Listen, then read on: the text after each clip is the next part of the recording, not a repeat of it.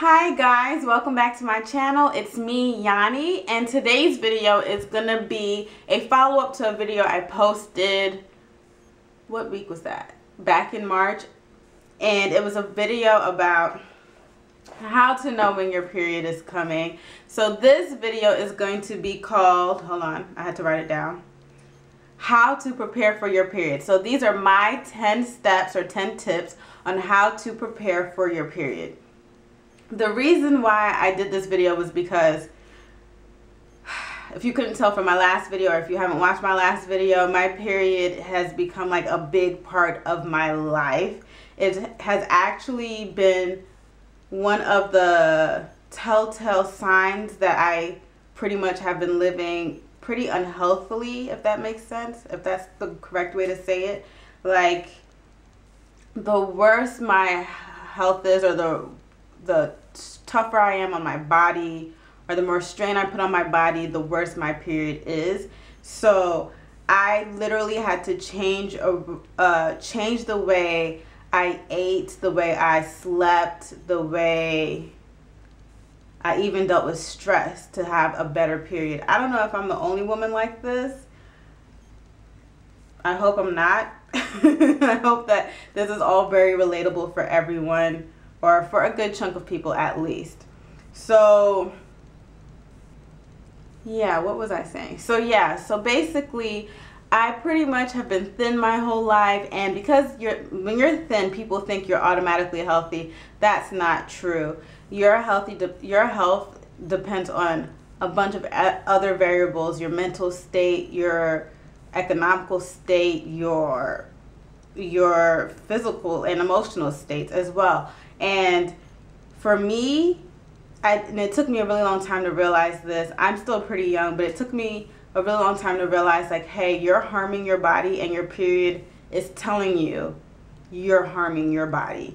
So in trying to have better periods, I've unintentionally had to live a healthier life. Now, my life is by no means where it should be as far as the way I eat, the things I eat, yada, yada, yada, yada. But at least 1 to 2 weeks of every month, I'm doing a pretty okay job. And I'm being very, very gracious, I should say, with how I'm describing this, because even then I'm not doing a great job. I'm still not doing a very good job, but I am doing way better than I was before. So let's just go ahead and get right into the video on how to prepare for your period. So step 1 is look at your calendar and or pay attention to the signs. Now, if you check out my previous video, which I'm going to link either in the description box, hopefully, if I remember to, or put a card up in the right hand corner of the screen. In my previous video, I talked about the signs that your period is coming. If you pay attention to those signs, you'll know that you'll have a period coming soon. But if you're like me, you're paying attention to the signs and you're looking at a calendar, I basically calendar when my period is coming on my phone. So I'll give you an example of that.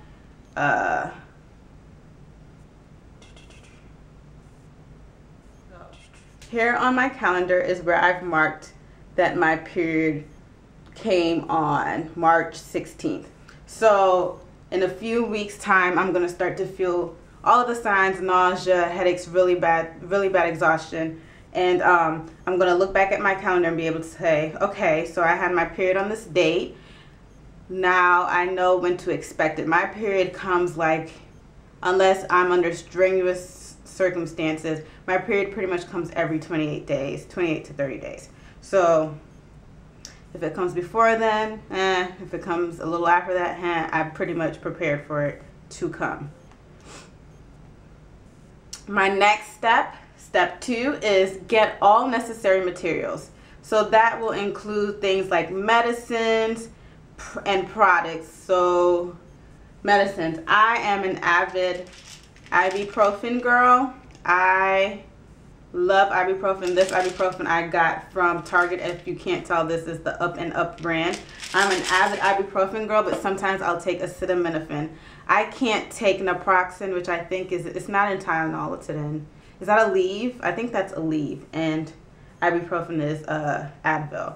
But I can't take Aleve. It's like not for me at all. The other products that I get are my tampons, pads, soaps, heating pads, and flushable wipes. Now, flushable wipes are a lifesaver. I get these ones here from Big Lots, if you can see them. These are like, you get two packs in one large pack for $2. So it's basically one pack for $1 each. And they're flushable wipes. Make sure you get flushable wipes and not just baby wipes, because if you are using baby wipes, they're not like disintegrating into the water system and they're backing up our pipes and our sewers. So, if I'm saying that right. So make sure you use flushable wipes. Heating pads. I have a heating pad, but I haven't had to use it a lot recently. And soaps. That's stuff like your Summer's Eve or any brand that's like, you know, soaps for the vagina. And tampons and pads. I use Tampax and I use Always pads. So I have this and this. And yes, these are both light days, and these are Minces. And this is a light day here as well. I use a combination of pads and tampons. I don't like bulky pads and I don't like bulky tampons. They are too much for me. Step 3, prepare your PP. PP stands for period pouch. Now, my period pouch, I am like one big walking advertisement for Target, and that's unintentional, you guys. Very unintentional, but it's like the best place ever. So this is my PP. In here I keep medicine if needed. I also keep medicine in my purse, because just to make sure.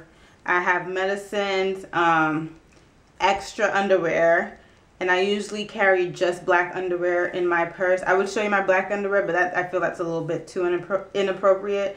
And of course my tampons and my pads and stuff like that. There's been times where I've even stuffed flushable wipes into a Ziploc bag and shoved it in my period pouch. Step 4, and I'm going into sort of like the eating and stuff like that. My step 4 is cutting back on dark meats and also cutting back on pork. I don't know about y'all. I love me some hamburgers and some ribs and some pork ribs and some pork sandwiches. Pulled pork. I'm West Indian. I love me some oxtail. I'm sorry, y'all, and I'm drinking a milkshake right now. As you can tell, I'm no longer on my period. But so cut back on dark meats. I'm just going to tell y'all right now, it's helped with the flow of my period. Like, if you just eat fish, I think even if you just eat fish, the flow of your period would not be so heavy. So I don't know if there's a direct link to that. I should have probably Googled this information, but I'm just talking about me, how this stuff helps me. So cutting back on beef and pork have helped me tremendously. Like the week before, I basically do all of these things the week before my period and kind of continue it into the beginning part of my period. And around maybe the 5th day, I stopped doing it, as you can see. Like I was just on my period and I'm drinking a milkshake. But it really helps a lot if I stop eating burgers and stop eating pork and I just cut it down to chicken and fish. Now your chicken and your fish don't have to be like organic unless that's something that you have to do for your diet. But for me, I just go get chicken and go get what's supposed to be chicken, and I go get what's supposed to be fish, and I eat it, and it works out pretty okay. Step 5, cut back on sugary drinks, especially those containing high fructose corn syrup. Now you may not be like me. I apparently have a sensitivity to high fructose corn syrup. I don't know why, because I love me some Sprite. Like it's Jesus. Like, I used to drink Sprite like, and I don't think I would have realized this if I hadn't been so broke in college and couldn't afford soda. When I wasn't drinking soda, like all of that pain really like decreased. Like, so cutting back on soda, especially the week before, and anything that's too sugary. Like I live in the South, and this sweet tea and this lemonade, y'all just be the sugar in there. So cutting back on sugary drinks really helps. Step 6, maintain a good diet. This is something else. This is another thing. don't know if it's like the hormones that happens before your period, but I like to eat. I like to eat, but right before my period, my body is like, you're not that hungry. You're not that hungry. You can skip a meal. So in the past, I've skipped meals mostly because I'm cheap and been like, oh, well, don't have to eat. Can save that meal for later. Can save that coin for another meal. And my period would literally attack me. Like the cramps would like attack me savagely. So I realized like, hey girl, you have to eat 3 meals a day. Now the first meal of the day for me is usually just tea, like a cup of tea. And that's something I left out in the beginning. The products, ooh, good Lord. I just like spit all over me. Some products that you should include in your necessary materials are teas. And I'm going to talk about that a bit later. But so my meals are usually tea for breakfast, lunch, and dinner. And I have to make sure that I abide by those. I have to make sure that I'm eating 3 meals a day. I don't care if I eat that last meal at 11 p.m. at night. I have to do it. I skip a meal in the week before my period starts, it's over. It's over. I just have to start popping pills a week in advance because my period is going to be insane. Step 7, drink lots of water. I don't know why. It really helps me. We should be drinking lots of water anyway, 6 to 8 cups of water, depending on your weight or whatever it is, whatever the rule is now. When I was in high school, one of my teachers advised drinking 6 cups of water and 2 cups of something else, whether it was soda or coffee or whatever it was. So I still stick by that rule.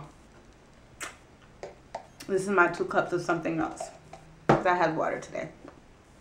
I'm not sure it was 6 cups though, but it was water. I had water today. Step 8, get as much rest as possible. I don't know why, but I'm super exhausted before, and I just have to go with that flow. Like if I try to push past that, it's terrible. Like my mental state is so off, and if you're already dealing with cramps or, you know, just everything you have to deal with during that time of the month, being tired on top of that doesn't help. I realized like there was this one time I took off a week from work, and it happened to be a week before my time of the month started. Oh, it was such a good period. That was such a good period, you guys. I slept. It was amazing. So amazing. And, you know, it worked out pretty great. Step is, if you are someone who suffers from cramps really bad, take your medicine at least 2 days before, and just take 2.